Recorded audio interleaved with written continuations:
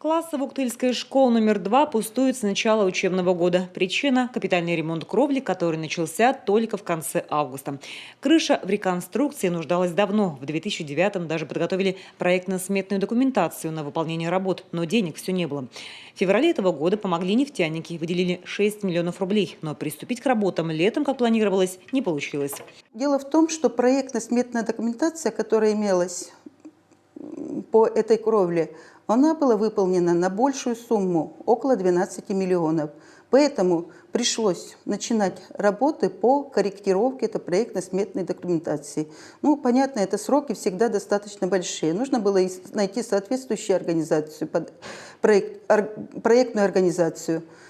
Затем они должны были изучить этот вопрос. В ходе выполнения этих работ оказалось, что нужны дополнительные какие-то обследования. В итоге проектно-сметная документация была готова лишь к июню. Далее экспертиза и торги. Подрядчик определился лишь в конце августа. Спустя несколько дней он начал работы. На капитальный ремонт кровли необходимо 2 месяца, поэтому у учителей был выбор. Или начинать обучение со второй четверти и закончить его лишь в конце июля, или искать другое помещение.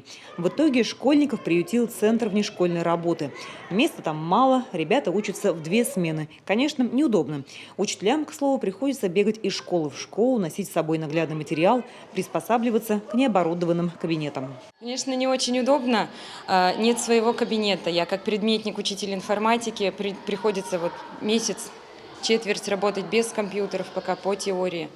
Очень хочется, конечно же, домой, в свой кабинет, в свою школу родную.